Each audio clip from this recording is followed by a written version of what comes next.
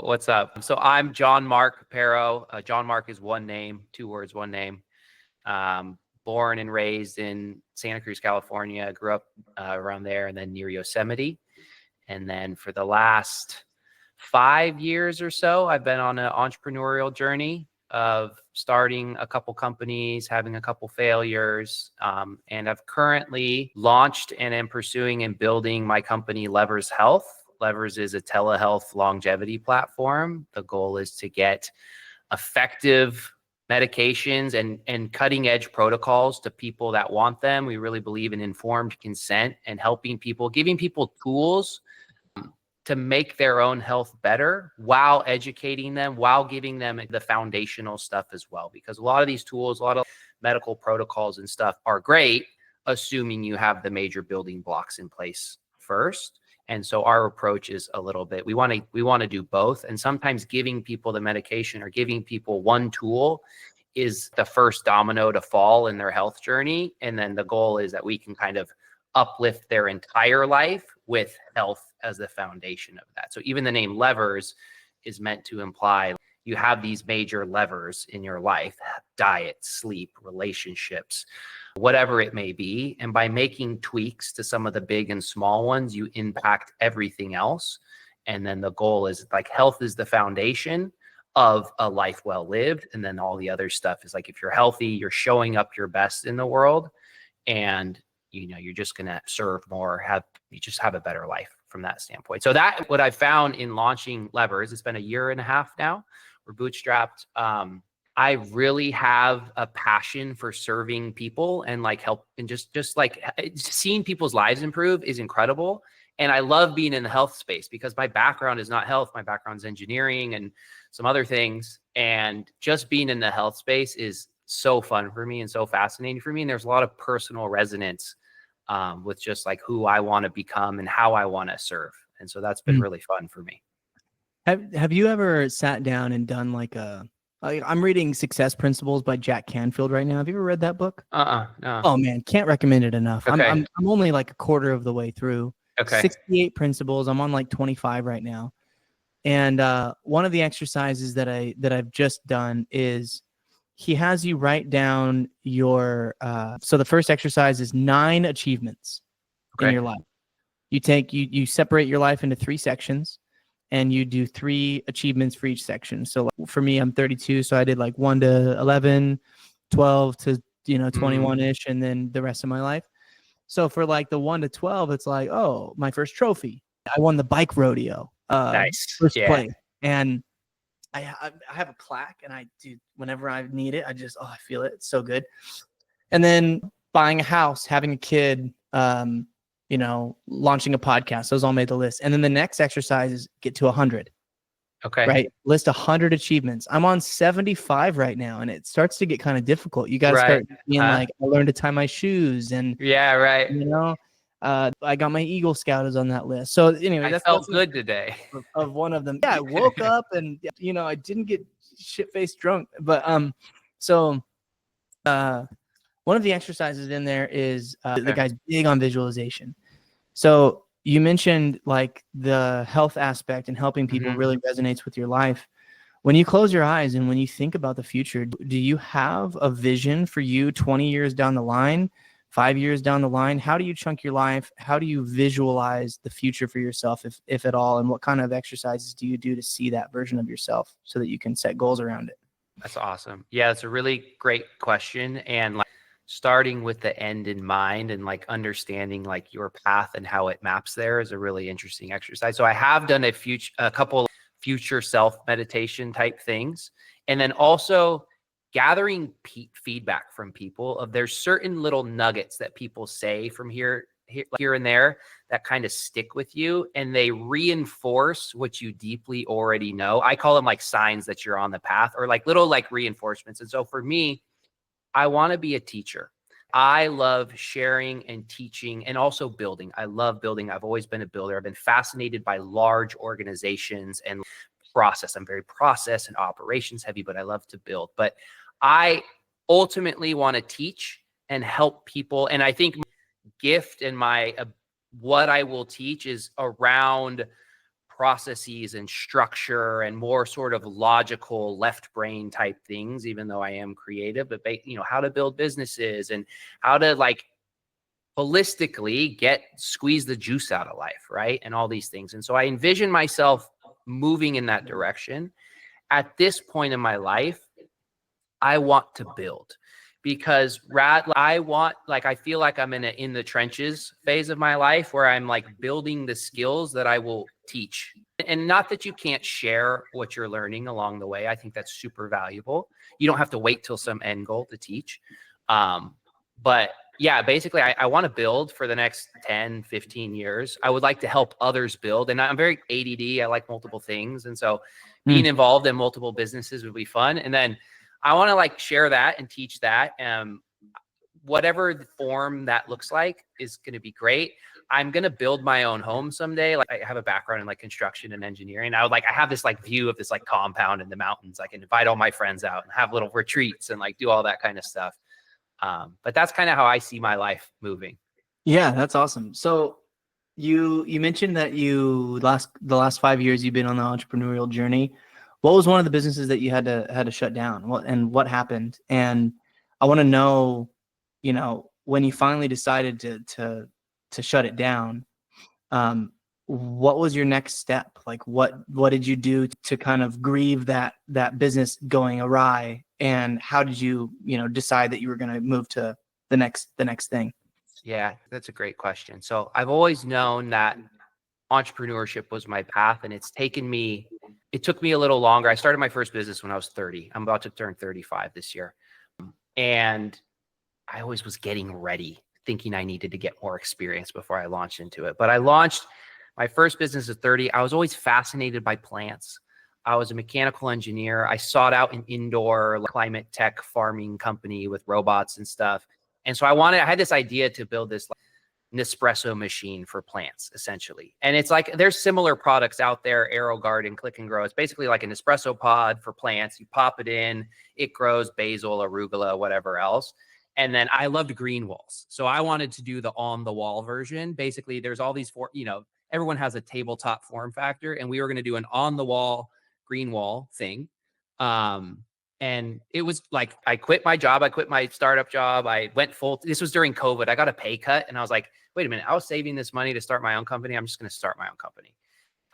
And so I launched into that. I found a business partner who was like a green wall guy. And so we started building this product, and I did it for a year. I think a few things I learned in the process is that a lot of times that was just me building what I wanted to build. I was like, I want to start a company. This is my vehicle that I can start a company, and I want to build the thing that I think the world needs. And that's like a very artist way of doing something, maybe not the most business way of doing something, because in that process, I realized like there was 100 parts and pieces, many injection molded. There was Bluetooth, there was water, there was electricity, there was biology, a bunch of different plants. There's a bunch of it was so complicated, and we wanted to make it nice. We hired Danish designers and made it, and it was like expensive for this little box that nobody was asking for. Yeah. So the intention was like build some prototypes, put it on Kickstarter, do that whole kind of thing. And you basically need at least $250,000 to launch the tooling and everything like that. And so we built the prototypes and all that stuff. And at that point, I was also running out of money at that point. So it was like, I was about to go in debt. I'm like, do I want to take debt to finance this project that I think is beautiful and has taught me so much? But when it comes to, the decision to shut it down was like, okay, so I'm looking at debt. I believe in starting a company. And I was thinking, this was the sort of nail in the coffin for me, was knowing what I know now. If I were to start a business today, would it be this? And the answer was a clear and definitive no. And I think there's a value in commitment and seeing things through. But this was one of those cases where I didn't want to be pot committed to something that I'm like, I'm only a year into this. I could sort of shut it down. And so that was that for me. I was like, okay, I know entrepreneurship is still the way, but this vehicle that was here for the last year is not going to be the thing. And there was some other like kind of structure of like, okay, what financial exits and things like that. I was just like, this company just isn't it. It felt like something, if you're good and you have a strong will, you could almost make anything work. but it was like pushing a rock uphill. And I was like, I'd rather just do something a little easier. Easier is not the right word, In but like, demand. yeah. Fill a need. What my first business, I started it in college. It was a nanotechnology business that we were doing fetal monitoring Okay. for pregnancies in the third trimester using these strain gauges that we had developed in the mechanical engineering program. Okay.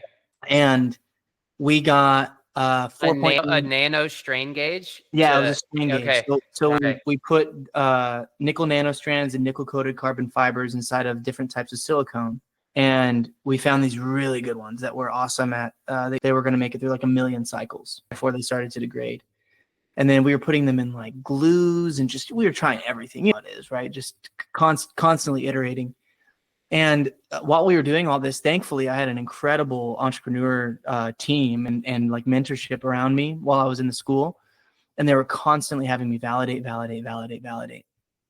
And we got the prototype to 96% accuracy using a machine learning protocol with the sensors.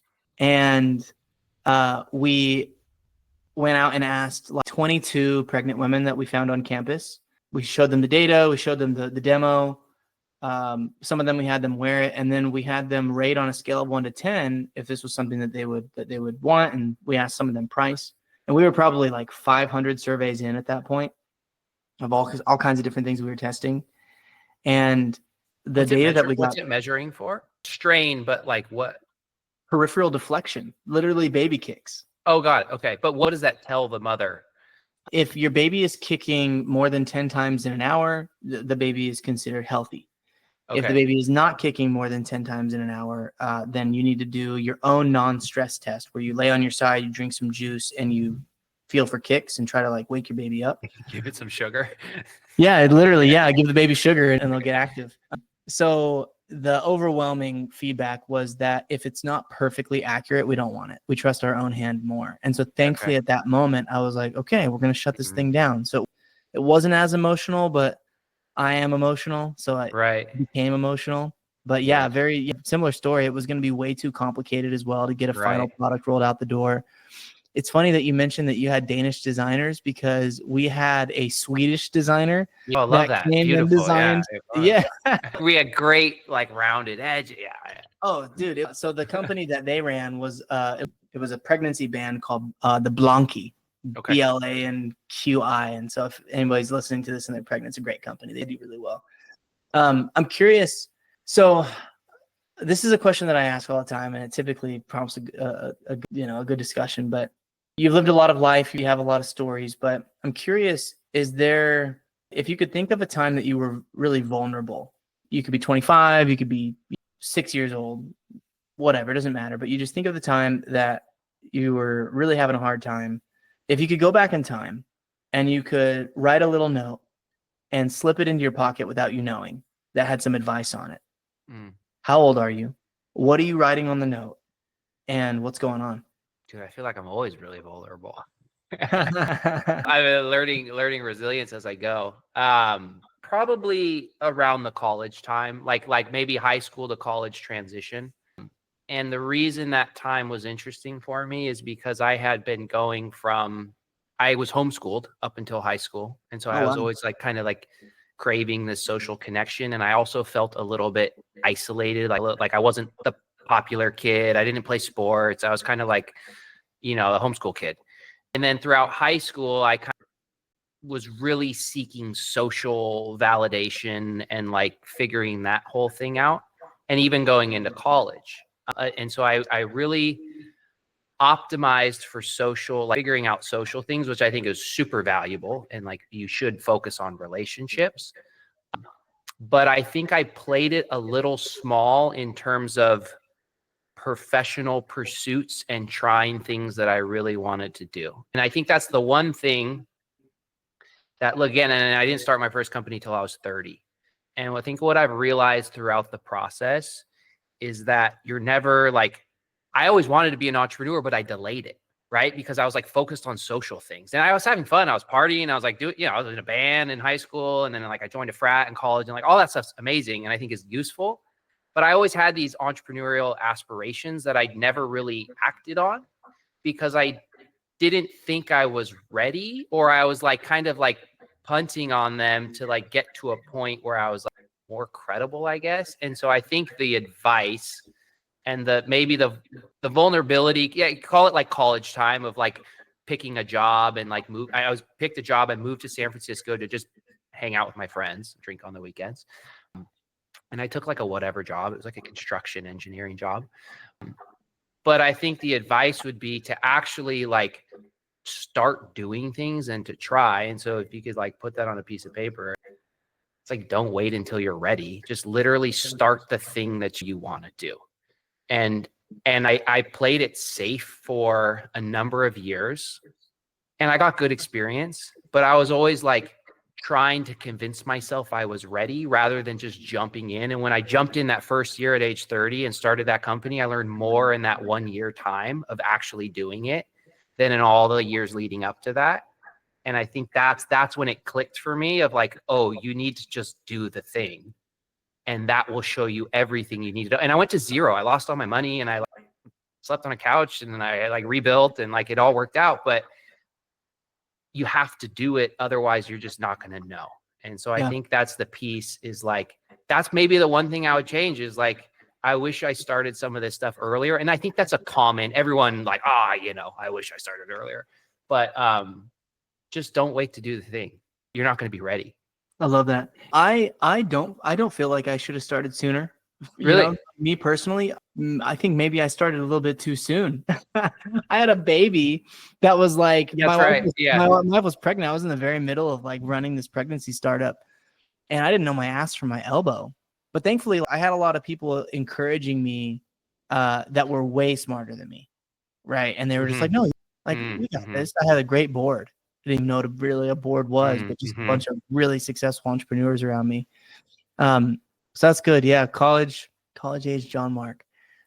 Whose couch did you end up sleeping on, by the way? A few. I had at that point, because I was in the middle of shutting down the company, ending a relationship, moving out. We shared an apartment in SF. It was COVID. So I went on like it was like my eat, pray, love summer of like sleeping on all my friends' couches. My buddy Jason and Spencer in LA, Cody in San Diego, and then my best friend Eric on his farm in the Central Valley for a little bit.